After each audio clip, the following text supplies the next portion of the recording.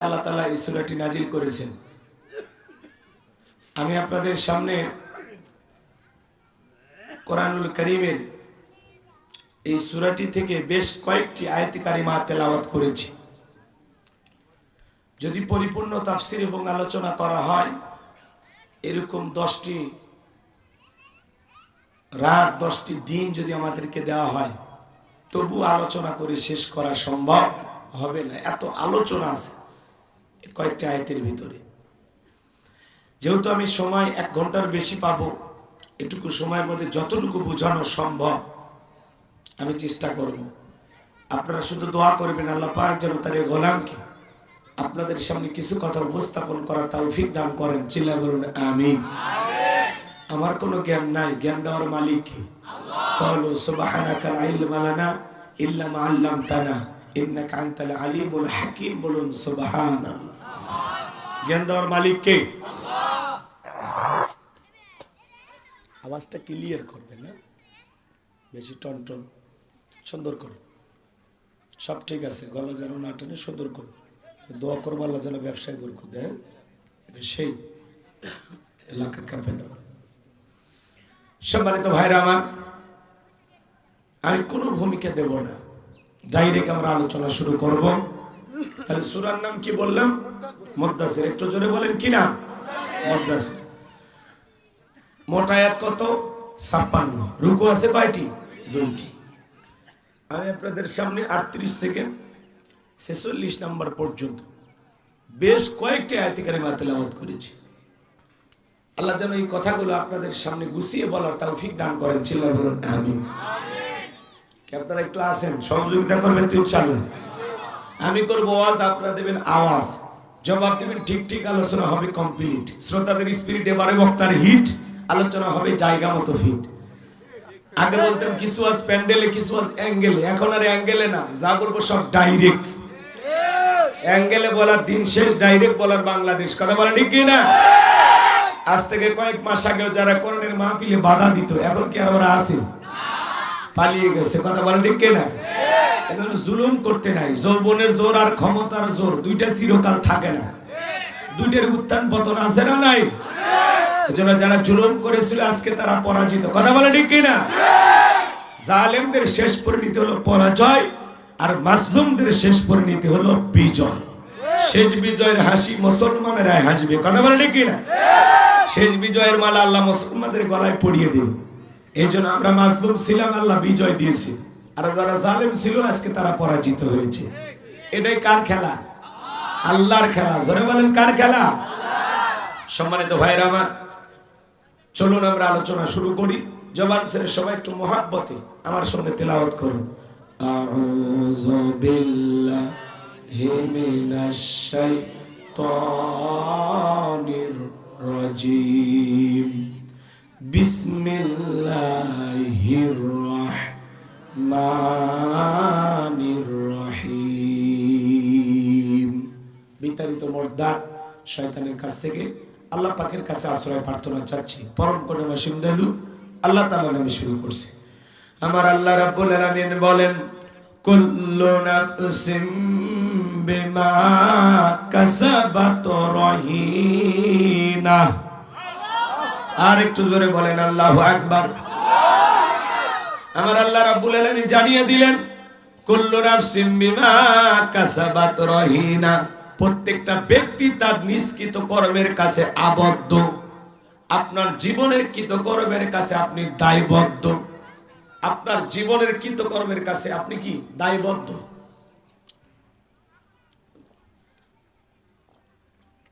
রহিনা শব্দের অর্থ হলো আবদ্ধ হওয়া। কথা কি বোঝেন? লিখেছেন তাফসীরুল কোরআন মাহফিল, আলোচনা তাফসীর ভিত্তিক হতে হবে। প্রত্যেকটা মাহফিলে আমরা যাব, সেখান থেকে কিছু নেওয়ার জন্য গেলাম, হই হুল্লার করলাম, এই কান দিয়ে শুনলাম, ওখান দিয়ে বের করে দিলাম, এমনটা করলে হবে। প্রত্যেকটা মাহফিলে যেতে হবে, যাতে ওখান থেকে বক্তা যে মেসেজগুলো দিবে ওই মেসেজগুলো আমরা রিসিভ করব, গ্রহণ করব, এবং বাস্তব জীবনে সে কথাগুলো আমল করব ইনশাআল্লাহ। প্রত্যেকটা আয়াতে আল্লাহ তাআলা কি বলেছেন আমি একটু হলে আপনাদেরকে টাচ দিয়ে বলার চেষ্টা করব। আপনারা শুধু আমার এইদিকে তাকান, আমার দিকে তাকান। কুল্লু নাফসিন বিমা কাসাবাত রহিনা। প্রত্যেকটা ব্যক্তি তার নিষ্কৃত কর্মের কাছে কি আবদ্ধ, দায়বদ্ধ।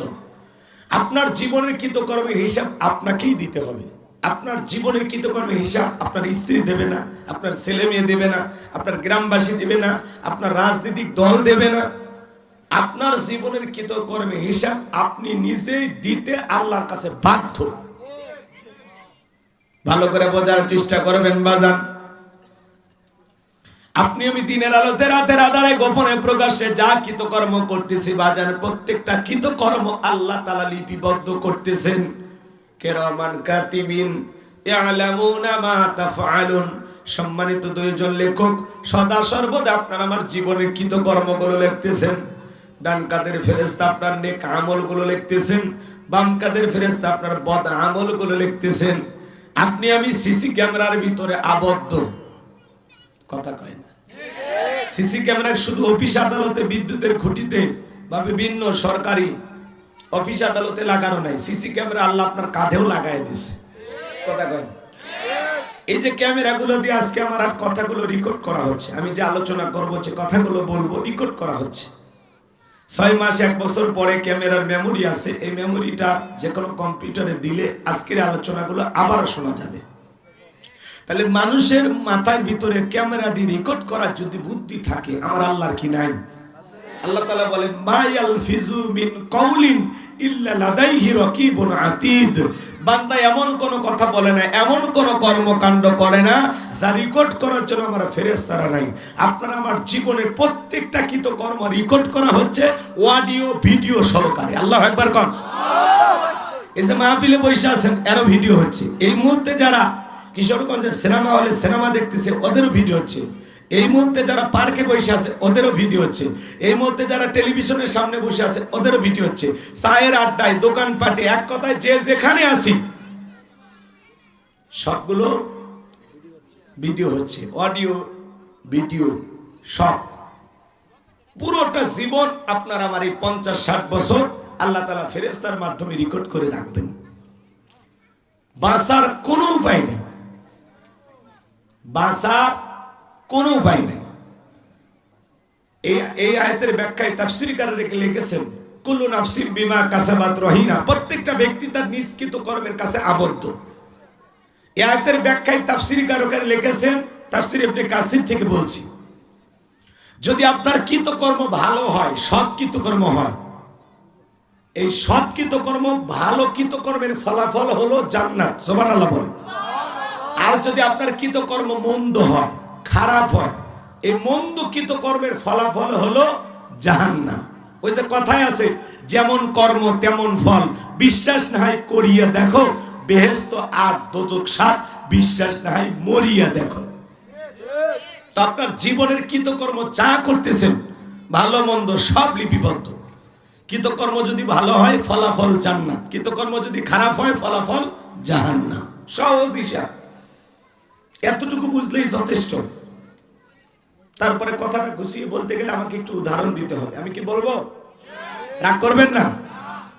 মনে করেন আপনাদের মসজিদের ইমাম সাহেব, তার কাছে একজন গোপনে 50,000 টাকা দিয়ে বলতেছে, হুজুর এই টাকাটা দিলাম মসজিদের কাজে লাগাবেন, আমি দান করছি, প্রকাশ করার দরকার নেই। হুজুর আর দানবীরের মাঝে লেনদেন হচ্ছে, এই জায়গায় ফেরেশতারা নাই? একটু জোরে বলেন। হুজুর যদি মনে করে যেই বেতন দেয় এটাতে দিন চলে না, এই টাকাটা গোপনে দান করছে, এটা আমি গোপনে নিজের মনে করে খরচ করব, আল্লাহ ফেরেশতারা বলবে অনেক কষ্ট করে মসজিদে ইমামতি করে, থাক লেখার দরকার নাই। তাই বলবে নাকি? হুজুর বলে কি ছাড় দেবে? হুজুর যদি মসজিদের জন্য ওই 50,000 টাকা কাজে লাগায়, সেইটাও লিখে রাখবে। আবার যদি হুজুর ওখান থেকে একটু 19-20 করে, সেইটাও লিখে রাখবে। আরে ভাই, 50,000 দূরের কথা, মসজিদের যদি 5 টাকা কেউ নিয়ে যায়, একটা পানির খিলিও কিনে খায়, ওই ব্যাপারে হুজুরকে আল্লাহর কাছে জবাব দিতেই হবে। কথা বলে ঠিক না? এবার চলেন মাদ্রাসায় যে একটা হুজুরকে এলাকার একজন একটা ছাগল দিল সদকা, হুজুর এটা মাদ্রাসায় দিয়ে দিলাম, বাচ্চাদেরকে জবাই করে খাওয়াই দেন। হুজুর জবাই করার পরে চিন্তা করলো 14 কেজি গোস্ত হয়ে গেছে, 5টা কেজি বাড়িতে পাঠায়া দেই, অনেকদিন ধরে ভালো মন্দ পাঠাইতে পারি না। হুজুর যদি নিজের মনে করে 5 কেজি পাঠায়া দেয়, ফেরেশতারা বলবে হুজুর অনেক কষ্ট করে মাদ্রাসায় চাকরি করে, এই 5 কেজি গোস্তর হিসাব তার আমল নামায় লেখার দরকার নাই। কি বলে লিখবে? 50 গ্রাম গোস্ত যদি হুজুর বাড়িতে পাঠায় সেটাও লিখবে রাখবে, সার দেবে। হুজুর বলেন আর আলেম ওলামা বলেন আর যাই বলেন, সাধারণ মানুষ বলেন, কারোটা লেখা বাদ যাবে না। তাহলে হুজুরদের কথাগুলো উদাহরণ দিয়ে বলতেছি, কোন হুজুর কি এরকম করে? তাই করে না। কথা বোঝানোর জন্য কি বলতেছি, এক্সাম্পল দিচ্ছি আপনাদেরকে বোঝানোর জন্য। রাগ করেন? এবার শোনেন, এদিক শোনেন। হুজুরেরা যা করে লিপিবদ্ধ করা হয়, নেতারা যা করে ফেরেশতারা দেখেও না, লেখেও না। কারণ নেতাদেরকে দেখে ফেরেশতারা ভয় করে। কি তাই বলেন? মনে করেন চেয়ারম্যানের ইউনিয়ন পরিষদ থেকে 50 কেজি চাল দেওয়ার কথা, কার্ডে লেখা আছে 50 কেজি। এখন যদি 30 কেজি দেয়, বাকি 20 কেজি যদি চেয়ারম্যান সাহেব মাইরে দেয়, ফেরেশতারা মনে ওটা লিখবে না? না, বলবে রাজনীতি করতে গেলে চেয়ারম্যান সাহেবের আশেপাশে ছেলে পেলে ঘোরাফেরা করে, সাঙ্গ পাঙ্গ আছে, ওদের জন্য একটু মোটরসাইকেলে তেল টেল কেনা লাগবে, অতএব 20 কেজির হিসাব লেখার দরকারই নেই। কি বলেন ভাই, লিখবেন? কুল্লু নাফসিন বিমা কাসাবাত রহিনা, প্রত্যেকটা ব্যক্তি তার নিষ্কৃত কর্মের কাছে আবদ্ধ।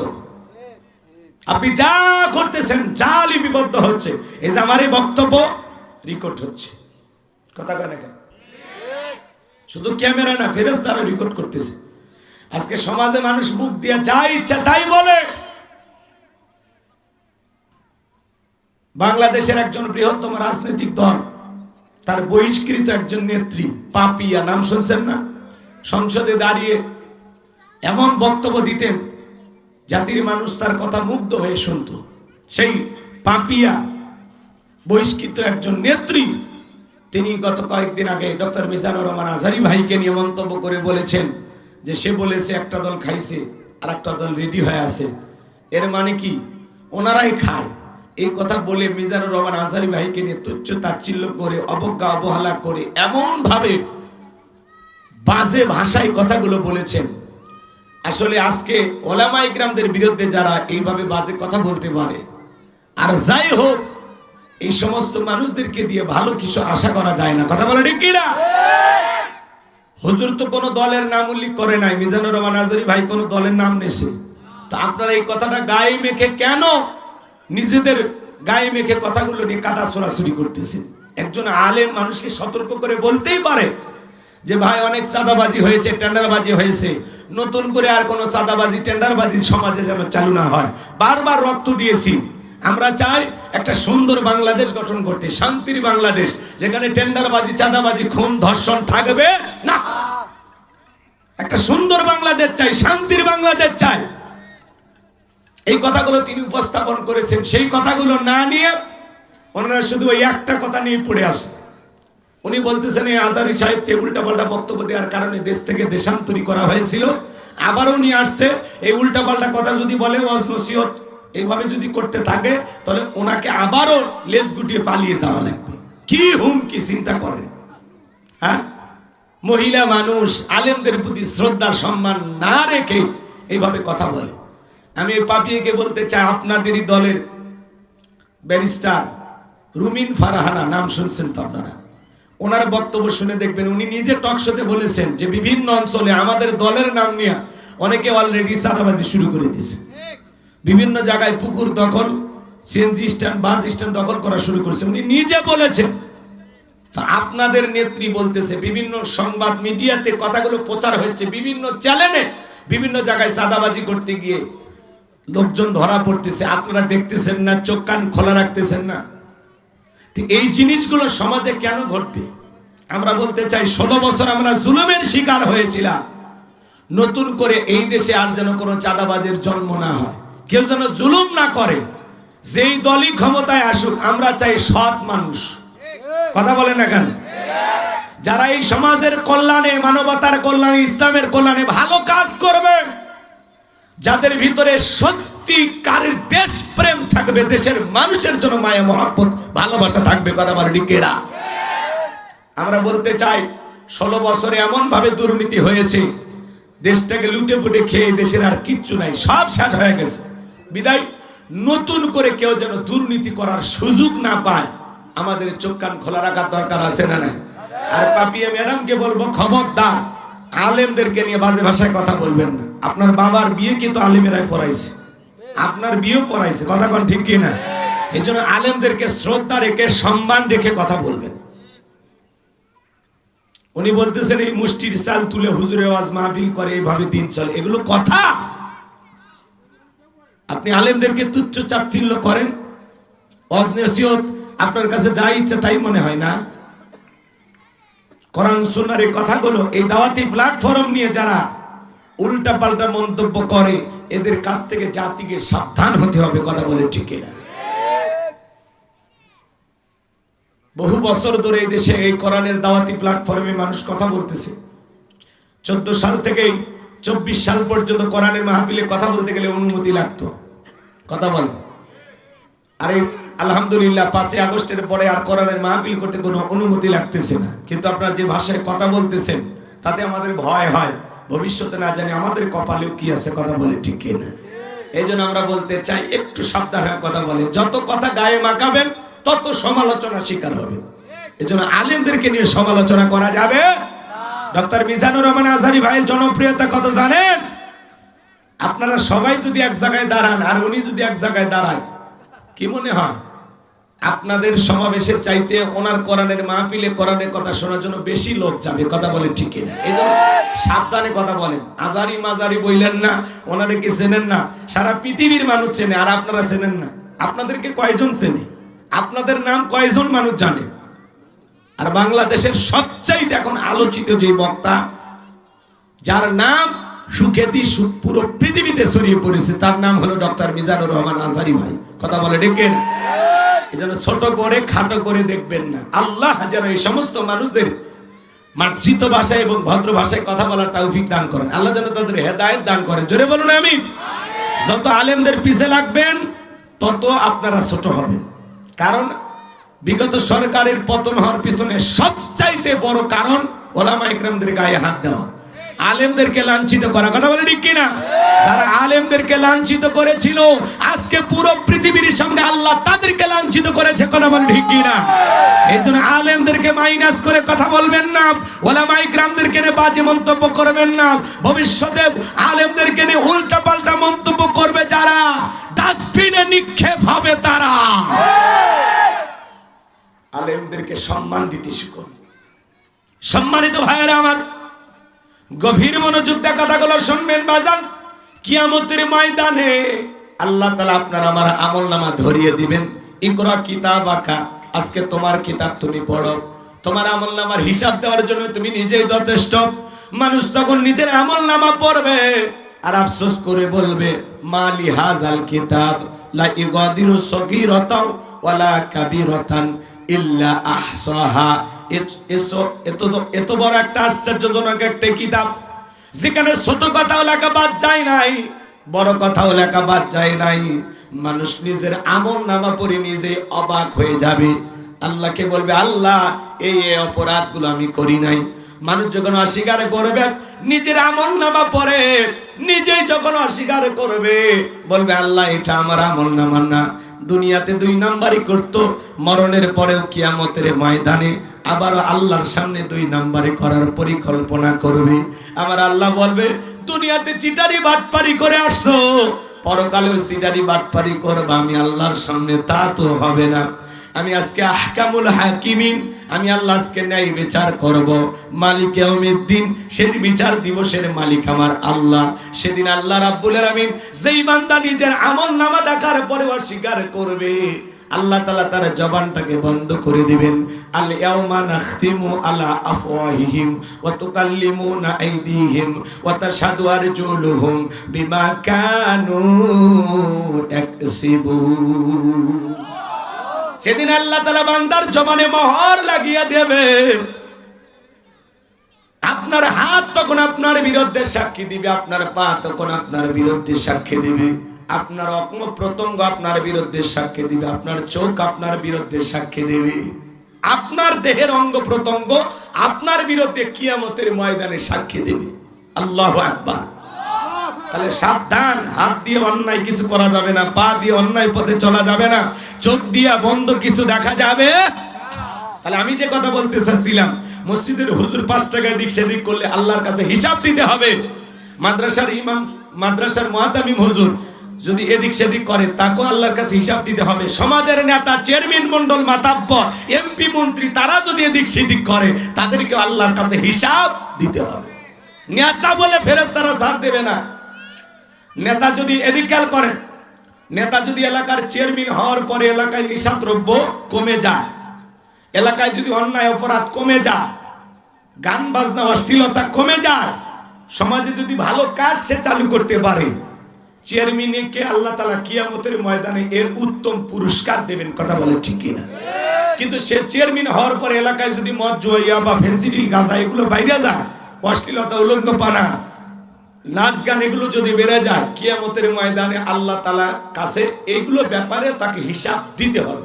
কারণ সে ছিল একটা ইউনিয়নের অভিভাবক, মেম্বার হলো একটা ওয়ার্ডের অভিভাবক, এমপি হলো একটা নির্বাচনী এলাকার অভিভাবক, আর প্রধানমন্ত্রী যে হবে সে হবে পুরো বাংলাদেশের অভিভাবক। অবশ্যই প্রত্যেকটা নেতাকে আল্লাহর কাছে জবাব দিতে হবে কিয়ামতের ময়দানে।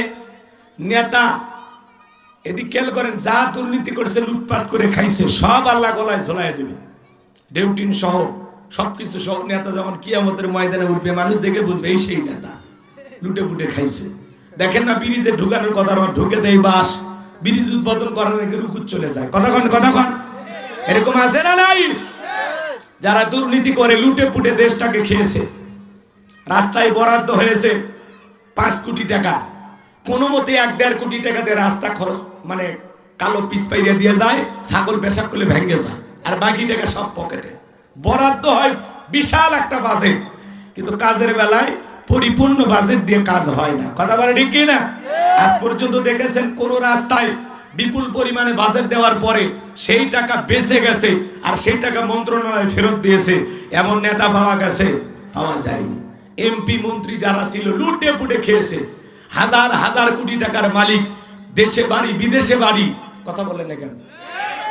আজকে গ্যারেজে 5-10 কোটি টাকা দামের গাড়িগুলো পড়ে আছে, এমপি মন্ত্রী নাই। আছে ভাই, আছে, সব পালিয়ে গেছে। বড় বড় কথা বলতো পালাবো না, হারাবো না। আছে মন্ত্রীরা সব কোথায় গেল, এমপিরা সব কোথায় গেল, কোথায় কাদের কাকা, ওদের সারা দেশটা এখন লাগে ফাঁকা ফাঁকা। পালাবো না, পালাবো না, পালাবো না, যাই না তাদের দেখা, ওদের সারা দেশটা এখন লাগে ফাঁকা ফাঁকা। আইন মন্ত্রী আটকে গেল আইনেরই ফাঁকে, দাড়ি সারা দরবেশটারে ভণ্ড ভণ্ড লাগে। শুনেছি ভাই কত নেতা নেত্রী খাইতেছে ভাই ডান্ডা, বিচারপতি কালামানিকের ফাটিয়েছে নাকি আন্ডা। এটা আমার খবর না, মিডিয়ার খবর। এই বিচারপতি শামসুদ্দিন মানিক আল্লামা সাইদি হুজুরকে মৃত্যুদণ্ডের রায় দিয়েছিল। আমরা বলতে চাই এক কুখ্যাত বিচারপতি কালামানিক কেউ ওই একই ট্রাইব্যুনালে মৃত্যুদণ্ডের রায় দিতে হবে। কথা বলে ঠিক কিনা? টকশোতে বসে আমার বোনকে অপমান করে রাজাকারের বাচ্চা বলেছিল। কথা বলে না, রাগ করেন নাকি আপনারা? ভয় পাচ্ছেন কোন কথায়? ওদের বিচার হওয়া দরকার আছে না? 116 জন আলেমের তালিকা করে দুদকের কাছে জমা দিয়েছিল। আমার রোল নাম্বার ছিল 23, সিরিয়ালে আমার নাম্বার কত ছিল? 23। যারা আলেমদের তালিকা করেছিল ওরা বিনা তালিকায় কলার পাতায় শুয়ে থাকে। এই খেলা কা? জোরে বলেন কা? পলকের ঝলক গেল, পলকের ঝলক গেল, থামিয়ে নেটের চাকা, ওদের সারা দেশটা এখন লাগে ফাঁকা ফাঁকা। কোথায় গেল সংসদেতে মমতাজের গান, কোথায় গেল হযরত বলা স্বামী মুসমান। 70 রাকাত তাহাজ্জুদ পড়তো, বিরাট বড় আল্লাহর ওলি দাবি করতো, 41 সাল পর্যন্ত টিকে থাকার স্বপ্ন দেখেছিল। কিন্তু 5 আগস্টে 2024 সালে ভাগ্যে কি আছে আল্লাহর ওলিরা জানতো না। কথা বলে ঠিক কিনা? মাইক পালে বলতো খেলা হবে, খেলা হবে। আজকে বাংলাদেশের পুরো মাঠ পড়ে আছে, কিন্তু ওই খেলোয়াড়রা নাই। আর একজনের শরীরই চলতো না, জনগণের সাথে ঠাট্টা বিদ্রুপ করে ভেলটায় কথা বলতো খেলা হবে। এখন সেই এমপি মন্ত্রী আছে, সব পালিয়ে গেছে। কথা বলে ঠিক কিনা? কার খেলা? নেতা দেশি, বাড়ি হলো বিদেশি। লন্ডন আমেরিকায় বাড়ি বানায়, আমেরিকায় কানাডায় ওদের বাড়ি আছে। এই দিক খেয়াল করেন, নির্বাচিত হওয়ার আগে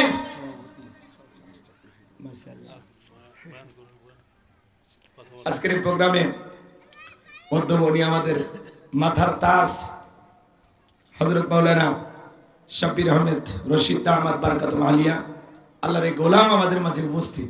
লিল্লাহি তাকবীর। আল্লাহ পাক প্রিয় হুজুরের সম্মান মর্যাদাকে আরো বৃদ্ধি করে দেন, জোরে বলেন আমিন। ওয়া রাফা'না লাকা যিকরাক, আল্লাহ কবুল করুন, জোরে বলেন আমিন।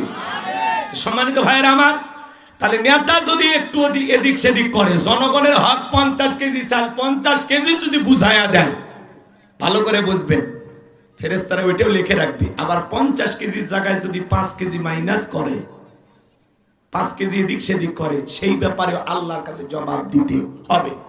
এমন নেতা আছে বয়স্ক ভাতার কার্ড নিতে গেলে 2-1000 খায়, কথা বলে না কেন ভাই? এগুলো আল্লাহর কাছে হিসাব দিতে হবে না? অবশ্যই হিসাব দিতে হবে। আপনি পোস্টারের নিচে কি লিখছেন? সেবা করার সুযোগ দিন। তো সেবার নামে জনগণের পকেট ডাকাতি করবেন, এইরকম নেতা সমাজে দরকার নাই, কথা বলেন। নির্বাচনের আগে সাইকেল কেনার টাকা নাই, মোটরসাইকেল কেনার টাকা নাই, আর নেতা নির্বাচিত হওয়ার পরে 5 বছর এমপি মন্ত্রী চেয়ারম্যান থাকার পরে কিশোরগঞ্জ শহরে বাড়ি, ঢাকায় বাড়ি, বিদেশে বাড়ি, ব্যাংকে হাজার হাজার কোটি টাকা কে দেয়? ফেরেশতা জিবরাইল।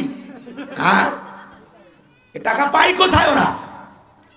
জনগণ সারা জীবন গরিব গরিবই থাকে, অসহায় অসহায় থাকে, আর নেতারা আঙ্গুল ফুলে কলার কাজ। এই কথা বলেন, কথা বলেন। সামনে আর এরকম দুর্নীতিবাজের যেন এই দেশে জন্ম না হয়, সে দায়িত্ব আপনাদেরকে নেওয়া লাগবে, কথা বলেন ঠিক না? আমার ভাইয়েরা, দিল দিয়ে কথাগুলো বোঝার চেষ্টা করবেন বাজান। এজন্য আল্লাহ রাব্বুল আলামিন বলেন, কুল্লু নাফসিম বিমা কাসাবাত রহিনা। প্রত্যেকটা ব্যক্তি তার নিষ্কৃত কর্মের কাছে আবদ্ধ থাকবে, নিজের কৃতকর্মের কাছে দায়বদ্ধ থাকবে। আপনার জীবনের কৃতকর্মের হিসাব আপনাকে দিতে হবে। তাহলে ইমাম সাহেব যা করে লিপিবদ্ধ করা হয়, নেতারা যা করে লিপিবদ্ধ করা হয়, যুবকেরা যা করে ফেরেশতারা দেখেও না লেখেও না, কথা বলেন না কেন? কোন যুবক যদি পার্কে বসে বান্ধবীর হাত ধরে বসে থাকে, ফেরেশতারা কিন্তু ওই জায়গায় থাকে না, শরম করে। কি বলে? হে যুবক, বিবাহের আগে একটা নারীর হাত ধরে পার্কে বসে আসো, আল্লাহর ফেরেশতারা কি দেখে না? তোমার আমলনামায় কি বিষয়টা লেখা হচ্ছে না? তাহলে আল্লাহকে যদি ভয় করো, তাহলে কোন বান্ধবীর হাত ধরে নাই, বইয়ের হাত ধরে ঘরে বসে থাকবা। অন্য নারীর হাত কি স্পর্শ করা জায়েজ না হারাম? এই যে পরকীয়া প্রেম করে পর নারীকে নিয়ে যেখানে সেখানে যাও, আল্লাহর ভয় যদি তোমার অন্তরের ভিতরে থাকে, তুমি কোনোদিন 14 ফেব্রুয়ারিতে একটা গোলাপ ফুল নিয়ে বান্ধবীর পিছে ঘুরতে পারো না। 5 টাকা ফকিরকে দেওয়ার ক্ষমতা নাই, আর 500 টাকার গোলাপ ফুল কিনে বান্ধবীর পেছনে ঘোরে। এরকম যুবক আছে না নাই? 14 ফেব্রুয়ারিতে কারণ না ধরে টান দিয়েছো, কারে নিয়ে বাক পায়রা করে পার্কে বসেছিলে রে যুবক? প্রত্যেকটা কথা কিন্তু লিপিবদ্ধ করা হচ্ছে, কথা বলেন ঠিক কিনা? দিনের আলোতে রাতের আধারে গোপনে প্রকাশ্যে আপনি আমি যা করতেছি বাজান, প্রত্যেকটা কৃতকর্ম আল্লাহ তাআলা লিপিবদ্ধ করে রাখতেছেন, ফেরেশতাদের মাধ্যমে রেকর্ড করে রাখতেছেন। সরকারের যখন সিআইডি ডিএবি থাকে, আল্লাহর ফেরেশতারা গোপনে প্রকাশ্যে সবগুলো লিপিবদ্ধ করে রাখতেছেন। বিদায় সাবধান, আপনি দুনিয়ার জমিনে যা করেন, সুদ খাইতেছেন, ঘুষ খাইতেছেন, জিনা ব্যভিচারী করতেছেন, যা করতেছেন, মিথ্যা কথা ফাহিশা কথা বলতেছেন, সব কিন্তু লিপিবদ্ধ করা হচ্ছে। কোন দিক দিয়ে বাঁচার কিন্তু আপনার উপায় নাই। বাঁচার উপায় আছে একটাই, অপরাধ করেছেন, তওবা করে আল্লাহ রাস্তায় ফিরে আসা লাগবে। যুবকেরা বিয়ে করে, বাসর করে, বউ এক জায়গায়, যুবক আর এক জায়গায়। বিবি বলে, কি ব্যাপার, তুমি কি কাছে আসবা না? বলে, হুজুর বলেছে মহরানা পরিশোধ না করে স্ত্রীকে স্পর্শ করা যাবে না। আমাদের সমাজে অনেক যুবক আছে, বিবাহ করে কিন্তু স্ত্রীর মহরানা বুঝিয়ে দেয় না। স্ত্রীর মহরানা এটা প্রত্যেকটা নারীর হক। এই হক প্রতিষ্ঠিত করার দায়িত্ব হলো প্রত্যেকটা পুরুষের। আপনার স্ত্রীর মহরানা বুঝিয়ে দিয়ে তাকে বিবাহ করবে। আমরা মহরানা দেওয়া তো দূরের কথা, উল্টো যৌতুক নিয়ে বিয়ে করি। যৌতুক দেওয়া জায়েজ না হারাম? জোরে বলেন। খালি ওই যে বিদ্যুতের বিলে লেখা থাকলে হবে না, যৌতুক নেব না, যৌতুক দিব না, পল্লী বিদ্যুৎ, হ্যাঁ, ওই জায়গায় লেখা থাকলে হবে? কাঁচা পায়খানা খাওয়া যেমন হারাম, কন্যা পক্ষের কাছ থেকে জোর করে যৌতুক দাবি করা তেমনি হারাম। হে যুবক, তোমার অন্তরে কি মায়া দয়া নাই? একটা মা বাবা 16-18 বছরে একটা ফুটান্ত গোলাপের মতো মেয়ে লালন পালন কইরা কত কষ্ট করে বড় কইরা কলিজাটা ছিঁড়ে তোমার মতো একটা অপরিচিত ছেলের হাতে তুলে দিচ্ছে। উল্টো তো শ্বশুরকে ডিসকভার কিনে দেওয়া দরকার যে আব্বা যে জিনিস আজকে দিলেন, কথা কন, শ্বশুরও খুশি হয়ে হাদিয়ে দেওয়া দরকার। আর এরা উল্টো শ্বশুরের থেকে জুলুম করে যৌতুক নেয়।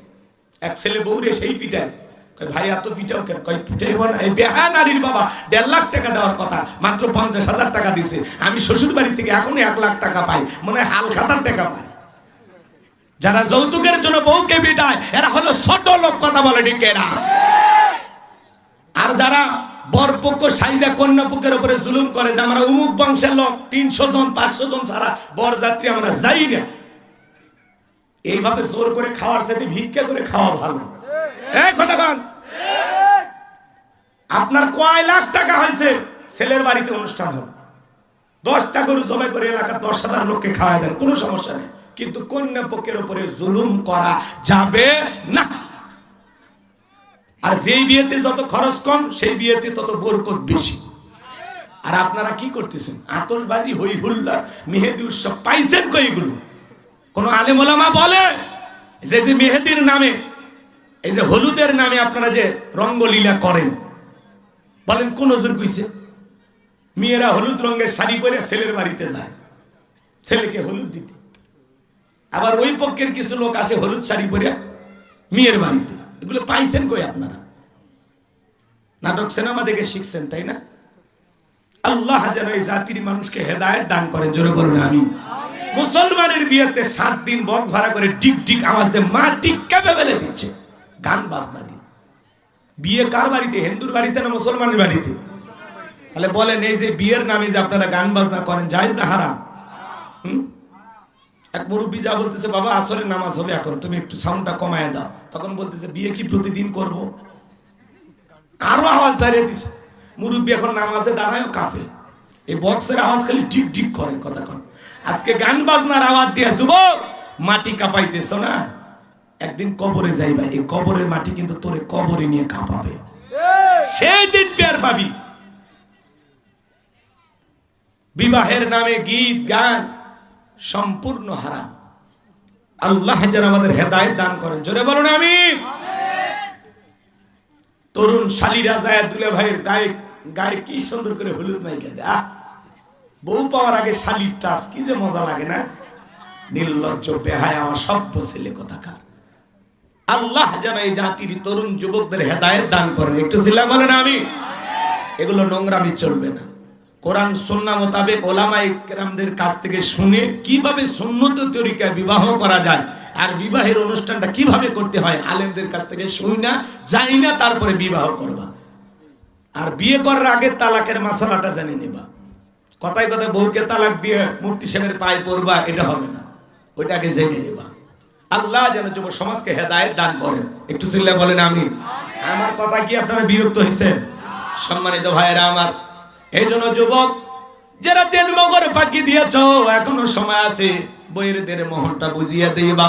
আর মা বোন যারা বসে আছেন, মা খবরদার খবরদার, আপনার স্বামী আপনাকে উপযুক্ত দিন মোহর না দেওয়া পর্যন্ত বিবাহিতে রাজি হবেন না।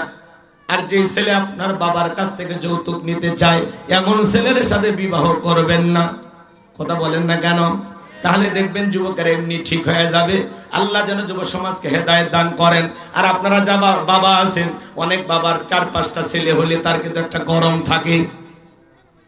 মুরব্বি যায় দোকানে বলতেছে আমার 1 কাপ চা দাও, কয় চাচা সেই গরম, কয় বড় ছেলের বিয়ের ডাক উঠছে 3.5 লাখ টাকা, নিয়ত করেছি 5 লাখ টাকা হলে ছেলের বিয়ে দেব। এরকম যৌতুক লোভী বাবা আছে না? না বাবা এরকম হলে হবে না। বাবা হওয়া লাগবে উল্টো, ছেলে যখন বলবে আব্বা আমি বিয়ে করব, বলে মহারানার টাকা আছে, বিবিকে কি দিবা? আগে মহারানার টাকা রেডি করো, তারপরে তোমার বিবাহের প্রস্তাব আমারে দিও। বাবার উচিত ছেলেকে উল্টো মহারানার দিকে উৎসাহ দেওয়া, যে বাবা বিবিকে একটু মহারানা দিতে হয়, তোমার সাধ্য অনুযায়ী 50,000 1 লাখ যা পারো দিবা, আগে মহারানার টাকা রেডি করো, তারপরে বিবাহ দিব। আর বাবা উল্টো কসাই হয়েছে, ছেলে কয়টা পাইছে, কয় যেভাবে হোক আজকে মেয়ের বাপ থেকে খসায় নিয়ে আসবে। একেবারে চাল ডাল যা আছে সব চায়, টেলিভিশন যা যা লাগে, ফার্নিচার বুঝলেন না, খেতা সেলাই করা সুই পর্যন্ত চাইয়া বসে। এরকম ছোট লোকই করবেন না। আল্লাহ যেন আমাদের লোভ লালসা মুক্ত ঈমান দান করেন, একটু জোরে বলেন না আমিন।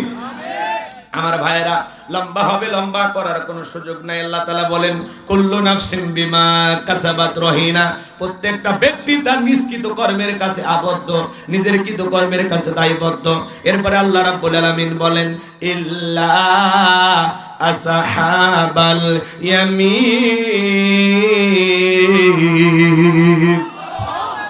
আপনার জীবনের কৃতকর্ম বলতে আপনি সব বোঝেননি। দিনের আলোতে, রাতের আধারে, গোপনে, প্রকাশ্যে, ব্যবসা প্রতিষ্ঠানে, দোকান বাটে যা করতেছেন, খাদ্যে ভেজাল দিচ্ছেন, ওজনে কম দিচ্ছেন, সুদ খাচ্ছেন, ঘুষ খাচ্ছেন, দুধে পানি মিশাইতেছেন, জমির আল ঠেলতেছেন, যা কিছু করতেছেন সব কিছুই রেকর্ড করা হচ্ছে, সংরক্ষণ করা হচ্ছে, লিপিবদ্ধ করে রাখা হচ্ছে। কথা বলে ঠিক না? এজন্য সাবধান। এরপরে আল্লাহ বলেন ইল্লা আসহাবাল ইয়ামিন, যারা ডান পাশে থাকবে তারা নিরাপদ। সুবহানাল্লাহ বলেন। আল্লাহ রাব্বুল আলামিন বলেন ওয়াকুনতুম আজওয়াজান সালাসা ফাআসহাবুল মাইমানাতি মা আসহাবুল মাইমানা ওয়া আসহাবুল মাশআমাতি মা আসহাবুল মাশআমা ওয়াস-সাবিকুনাস সাবিকুন উলাইকাল মুকাররাবুন। আল্লাহ সূরা ওয়াকিয়ার ভিতরে জানায় দিলেন কিয়ামতের ময়দানে আল্লাহ তাআলা মানুষকে তিন শ্রেণীতে ভাগ করবেন। এর মধ্যে যারা ডানপন্থী তারা হবে জান্নাতি, সুবহানাল্লাহ বলেন। ডান পাশে যারা থাকবে তারা হবে নিরাপদ। এরপরে আল্লাহ রাব্বুল আলামিন বলেন যারা ডান পাশে অবস্থান নেবে এই ডানপন্থী ব্যক্তিদের জন্য আমার আল্লাহ বলেন ফি জান্নাতি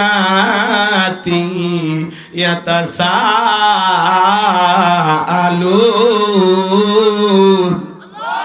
যারা ডান পাশে থাকবে এরা প্রবেশ করবে জান্নাতের বাগানে, সুবহানাল্লাহ বলেন। তারা জান্নাতের বাগানে প্রবেশ করবে ফি জান্নাতি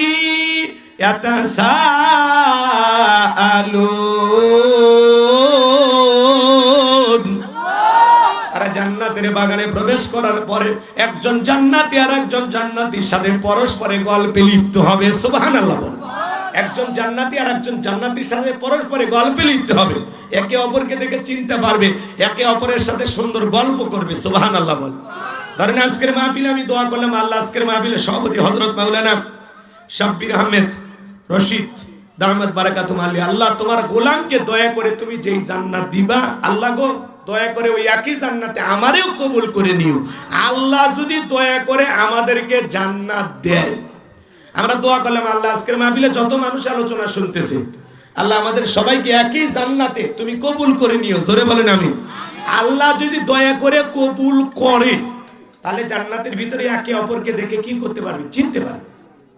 এই যে আপনাকে দেখে চেনা চেনা লাগে, হ্যাঁ কই বাড়ি কই কিশোরগঞ্জ, ওই যে আপনার বাড়ি গাইবান্ধা, আমাদের এলাকা ওয়াজ করতে গেছিলেন। দেখেন হুজুর আল্লাহ তাআলা দয়া করে আমাদের গুনাহ খাতা মাফ করে দিয়ে আল্লাহর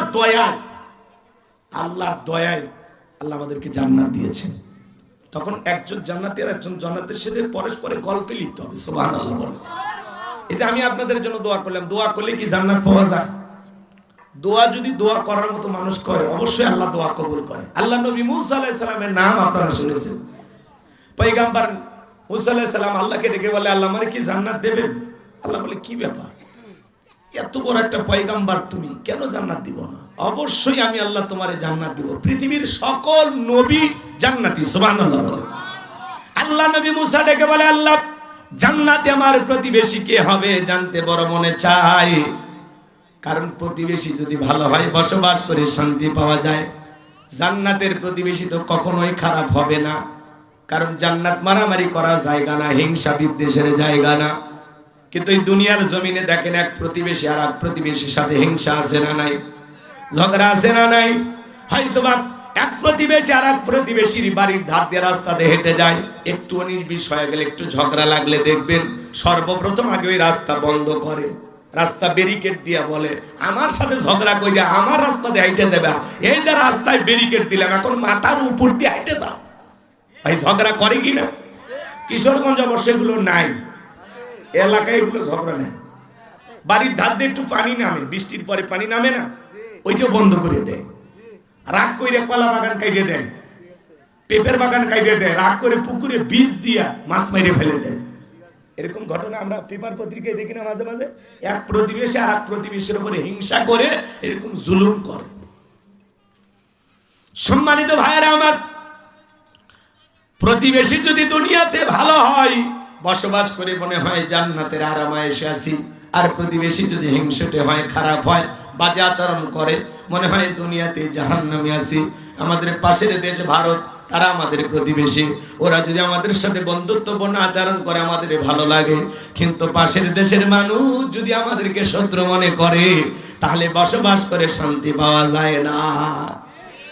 ভারত বন্ধুত্ব দিলে বন্ধুত্ব আমরা মেনে নেব, কিন্তু ওরা যদি প্রভুত্ব ফলাইতে চায়, দাদাগিরি দেখাইতে চায়, বাংলাদেশের মানুষ ভারতের গোলাম হবে না, আমেরিকার গোলাম হবে না। বাংলাদেশের মানুষ একমাত্র আল্লাহর গোলাম।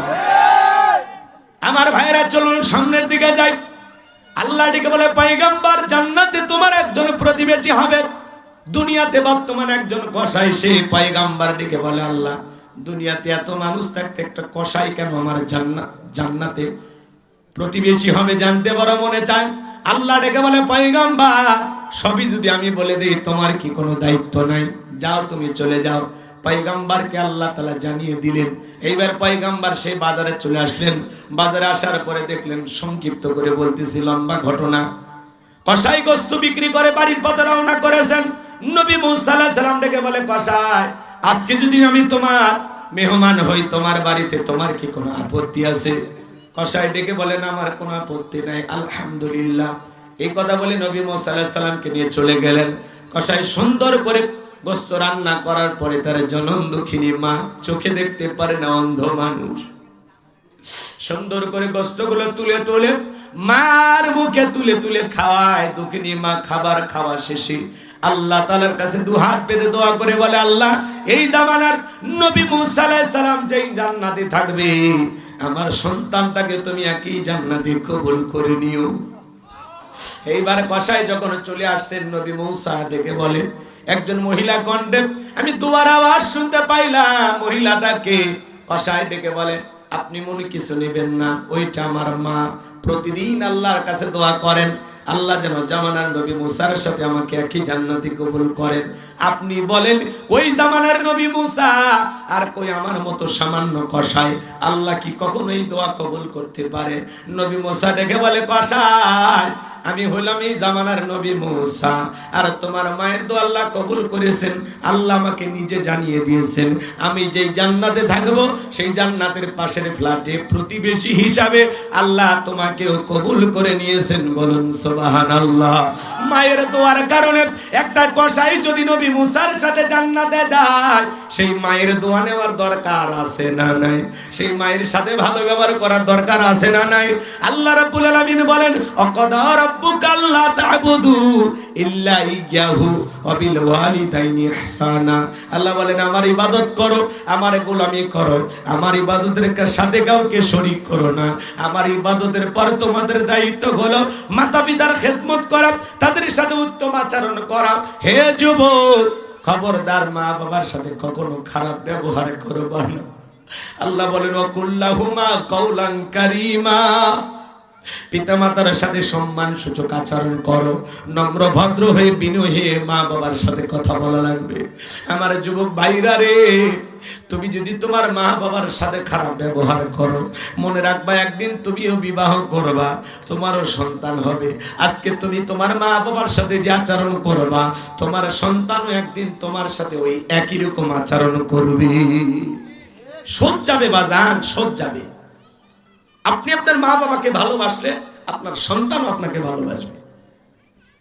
আজকে 95% পরিবারে মা বাবা অবহেলিত, লাঞ্ছিত, বঞ্চিত, সন্তানদের কাছে ঘৃণার পাত্রই পরিণত হয়ে গেছে।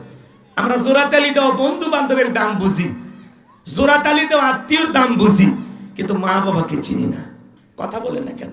এক শিক্ষিত লোকের গল্প পড়েছিলাম, বাড়িতে অনেক ভিআইপি খাবার হয়েছে, তেহেরনির বিরিয়ানি রোস্ট, দামি দামি খাবার। খাবার শেষে একটা ভাঙ্গা প্লেটে কিছু একটু খাবার দিয়ে ছেলেকে বলতেছে এটা তোমার দাদু ভাইকে দিয়ে আসো। এখনকার ছোট বাচ্চারা কম্পিউটার, মনে হয় আমেরিকার নাসা বিজ্ঞানী, কথা বুঝেন নাই? ছোট বাচ্চা বলতেছে আব্বু আমরা তো ভালো খাইলাম, আর দাদুর জন্য এটা খাবার, ব্যাপারটা কি? তখন বলতেছে তোর দাদুর বয়স হয়ে গেছে, এই খাবারে চলবে, যা। ছোট্ট বাচ্চা তখন বলতেছে আব্বু তাহলে এই প্লেটটা যত্ন করে রাখবো, দাদুর মতো যখন আপনারও বয়স হবে এই প্লেটে করে আমিও আপনাকে খাইতে দেব। শিক্ষিত মানুষ বিবেকের দরজা খুলে গেছে, বাংলা প্লেটের খাবার ফেলে দিয়া সন্তানকে বুকে জড়ায় নিয়ে বলে বাবা কলেজ বিশ্ববিদ্যালয়ে যা শিখতে পারিনি আজকে তোর কাছে তাই শিখলাম। বাবাকে ফেলায় রেখেছিল স্টোর রুমে, সেখান থেকে বাবাকে নিয়ে যায়, আদর যত্ন করে গোসল করায় দিলেন, নতুন পোশাক পরিধান করায় দিতেছেন। বিবি তখন থেকে বলতেছে কি ব্যাপার, বুইড়ে মানুষটারে আবার উপর তুললেন, ব্যাপারটা কি? তখন বলছে আজ থেকে আমরা যা খাবো বাবাও তাই খাবে, আমরা এই রুমে ঘুমাবো, পাশের রুমে বাবা ঘুমাবে, খবরদার আমার বাবার সাথে করবি না কোনো বাড়াবাড়ি, যদি করিস বাড়াবাড়ি 1 2 3 পাঠায় দিব বাপের বাড়ি। বউকে একটু ধমকের সুরে কথা বলবেন প্রথম রাতে। শোনেন, বউ পায় এত যুবকেরা পাগল হয়ে যায়, সেলফি তোলা আর ভিডিও করা নিয়ে ব্যস্ত, কথা বলেন না কেন? বাসর ঘরে বিড়াল মারতে হবে, বউকে ডাইরেক্ট বলতে হবে শোনো কি তুমি আমার সোনা জান পরান কলিজে, আজকে থেকে তুমি আমার জীবনের একটা অংশ, কথা বলেন না? আমার মা বাবা যতদিন বেঁচে থাকবে, জীবিত থাকবে, মনে রাখবা আমার পিতা মাতা যতদিন বেঁচে থাকবে এক পাতিলে রান্না হবে, পাতিল আলাদা করার জন্য কোনো ষড়যন্ত্র করবা না। আর মনে রাখবা পাতিল আলাদা করার জন্য হরতাল অবরোধ করলে তুমি আলাদা হয়ে যাইবা, এ তোমার মা বাবা কখনো আলাদা হবে না। বউকে বুঝান যে আমি আমার মা বাবাকে অনেক ভালোবাসি, তোমারেও ভালোবাসি, কিন্তু মায়ের ভালোবাসা মায়ের কাছে, বইয়ের ভালোবাসা বইয়ের কাছে, কথা বলে ঠিক কি না? কাউকে বেশি প্রাধান্য দিকে কারো প্রতি অবহেলা করা যাবে না। মা বোন যারা আবার শুনতেছেন, মা যদি আপনি আপনার ছেলের বউটাকে নিজের মেয়ে মনে করে তার ছোট ছোট ত্রুটিগুলো মাফ করে দেন, আর ছেলের বউগুলো যদি শাশুড়িকে শাশুড়ি না ভেবে নিজের মায়ের মতো মনে করে, যে মা দুটো বকাঝকা দিলে শাশুড়ি দুই একটা কথা বলেছে কিছুই মনে না করে, তাহলে এই বউ শাশুড়ির যুদ্ধ সংসারে থাকবে না, কথা বলে ঠিক কিনা? আল্লাহ যেন আমাদের পরিবারগুলোকে শান্তির নীড় বানায় দেন, জোরে বলেন আমিন। কারণ অধিকাংশ পরিবারে অশান্তি, শান্তি পাওয়া যায় না। ঘরে যদি শান্তি না থাকে বাইরেও শান্তি পাওয়া যায়? বলেন, আমরা তো মানুষ।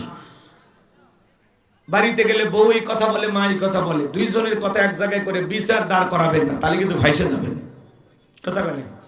বইয়ের পক্ষে রায় দিবেন, তখন মা বলবে আজকে বই তোর কাছে বড় হয়ে গেল, আজকে তো বিচার করে প্রমাণ করা লাগবে তোর কাছে মা বড় না বউ বড়, ঝামেলায় পড়ে যাবে। অতএব বউ যত কথাই বলুক, বলবা শোনা বাদ দাও, মায়ের বয়স হয়ে গেছে না, কয়দিন তারা দুনিয়াতে আছে, তুমি মন খারাপ করো না, আমি তো তোমাকে ভালোবাসি। বুকের ভিতরে আগলায় ধরেন, দুই একটা মিষ্টি মিষ্টি কথা বলেন, বুঝা যে বয়স হয়ে গেলে মানুষ এরকমই হয়, কিচ্ছু মনে করো না, আমার মা হয়, কি করবো বলো, আমি তো তোমাকে ভালোবাসি, মাকে ভালোবাসি, বাবাকে ভালোবাসি। সুন্দর করে গুছিয়ে কথা বলে, দেখবেন বই এমনি ঠান্ডা হয়ে যাবে, কথা বল। মা যখন বলবে তোর বই করছে ওই করছে, মা ভাত দেন তো, ছোট মানুষ বুঝে, পাগলিক বিয়ে করছি মা, কথা বলে মারে বুঝে, মা বাদ দেন, বাদ দেন, মা কি করবে, ছোট মানুষ। সুন্দর করে মাকে বলেন, দুই জায়গায় ব্যালেন্স করে চলতে হবে, তাছাড়া ধরা খেয়ে যাবে। রাগ করেন নাকি? তাহলে মা বাবার সাথে ভালো ব্যবহার করতে হবে, মা বাবার সাথে কখনো খারাপ ব্যবহার করা যাবে না, যুবক চোখ রাঙানি দেখানো যাবে না, গালি দেওয়া যাবে না। তোমার আচরণে তোমার মা বাবা যখন কখনো উৎ শব্দটা না পর্যন্ত করে, অথবা তুমি তোমার মা বাবার ব্যবহারে বিরক্ত হয়ে কখনো যেন বলে না তোমাদের এগুলো ভালো লাগে না। আজকে বাবা মা বৃদ্ধ হয়েছে, একটু চিকিৎসার টাকা লাগে, ব্যথার ঔষধ কেনা লাগে, হ্যাঁ বাবা একটু বাজারে যায়, দুই একটা চা খাওয়ার জন্য 10-20 টাকা চায়, আজকে তোমার কাছে এগুলো ভালো লাগে না। তুমি কি ভুলে গেছো তোমার লালন পালন করতে গিয়া তোমার মা বাবা তোমার পেছনে কত টাকা খরচ করছে? আমরা স্কুলে মাদ্রাসায় যাইতাম, আমরা বাবার কাছে মার কাছে হাত পাততাম, কে টাকা দিত? কথা বলে না কেন? আজকে তারা বৃদ্ধ হয়ে গেছে, রোজগার নাই, বাবার শরীরে সেই শক্তি নাই, এখন বাবা মাকে দেখভাল করে রাখার দায়িত্ব কার? আমাদের। দেখার বলেন না কেন? দেখভাল করার দায়িত্ব আমাদের না? আল্লাহ রাসূল বলেছেন হুমা জান্নাতুকা নারুকা, তোমার পিতামাতাই তোমার বেহেশত, তোমার পিতামাতাই তোমার দোজখ। পিতা মাতা খুশি, আরশের মালিক আল্লাহ খুশি। পিতা মাতা বেজার, আরশের মালিক আল্লাহ বেজার। হে যুবক, কেমনে ভুলে গেলাম একটা মা কত কষ্ট করে। আল্লাহ তাআলা বলেন হামালাতুহু উম্মুহু ওয়াহানান আলা ওয়াহানিউ ওয়াফিসালুহু ফি আমাইনি আনিশকুরলি ওয়ালিওয়ালিদাইক। আল্লাহ বলেন তোমার মা কষ্টের পর কষ্ট সহ্য করে তোমাকে গর্ভধারণ করে, 2-2.5 বছর বুকের দুধ পান করায়। হে যুবক, তুমি আমি যখন মায়ের গর্ভে এসেছিলাম 3-4 মাস মা খাইতে পারে না, মার খাবারের রুচি নষ্ট হয়ে যায়, মার বমি বমি ভাব হয়।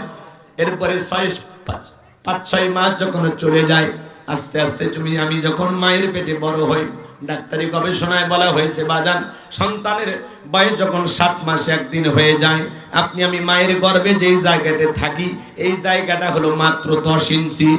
7 মাস 1 দিন পরে সন্তানের পা দুটো যখন বড় হয়ে যায়, আল্লাহ তাআলা তখন মায়ের কলিজার নিচে এই পা দুটো সেট করে দেয়। সন্তান যদি ডেলিভারির আগ পর্যন্ত 2 ইঞ্চি 4 ইঞ্চি 5 ইঞ্চি পর্যন্ত যদি সন্তানের পা দুটো বড় হয়ে যায়, সন্তান যদি লম্বা হয়ে যায় 5 ইঞ্চি পর্যন্ত, সন্তান মায়ের কলিজাটা ওই পা দিয়ে ঠেলে উপরের দিকে তুলে ধরে থাকে। যেই সন্তান সবচাইতে কম মায়ের পেটে নাড়াচাড়া করে, ওই সন্তানটা মায়ের গর্ভে থাকা অবস্থায় 4,500 বার মায়ের কলিজায় লাথি মারে। আমি হুজুর লাথি মেরেছি, আপনি পাশে যে হুজুর দেখতেছেন উনিও লাথি মারছেন, আপনিও আমি সবাইকে তো লাথি মারছি বাজান। এই গভীর মনোযোগ দিয়ে কথাগুলো শুনে যান। 8-9 মাস যখন হয়ে যায়, মার পেটটা যখন তরমুজের মতো বড় হয়ে যায়, গভীর নিশীথে মা ঘুমাইতে পারে না, রাতের পর রাত মা ব্যথা যন্ত্রণায় কাটায়া দেয়। ডেলিভারির সময়টা যখন চলে আসে, গভীর নিশীথে মা বাবার 2টা পা জড়ায়া কান্দে। মায়ের চোখের পানি যখন বাবার পাকে স্পর্শ করে, মা চোখের পানি ছেড়ে দিয়ে যখন কান্না করে, বাবার ঘুম যখন ভেঙে যায়, ডেকে বলে কি ব্যাপার এত রাত্রিতে কেন তুমি কান্না করো? ডেকে বলে স্বামী, আগামীকাল আমি বাবার বাড়িতে চলে যাব, দীর্ঘদিন আপনার সংসার করলাম, ভুল বেয়াদবি মাফ করে দেন, আমার বড় ভয় করে জীবনের প্রথম মা হতে বাবার বাড়িতে যাব। কত মহিলা সন্তান জন্ম দিতে মারা যায়, আমি যদি মারা যায় আমারে মাফ করে দিও স্বামী। এই কথা বলে মা সংসারের চাবি বুঝাইয়া দিয়া দাইমার করে চলে যায়। প্রসবের যাতনায় মা দাঁত মুখ কামড়ায়। একটা সন্তান জন্ম দিতে গিয়ে কত ব্যথা কত কষ্ট সহ্য করা লাগে, এটা দুনিয়ার মা ছাড়া কেউ বুঝবে না। ডেলিভারি মাথায় মা ছটফট করে চোখের পানি ছেড়ে দিয়া কান্না করে। ছোট্ট বালতি দিয়ে 1 বালতির মতো রক্ত মা শরীর থেকে ঢেলে ফেলে দেয়। কত মা জ্ঞান হারায় ফেলে।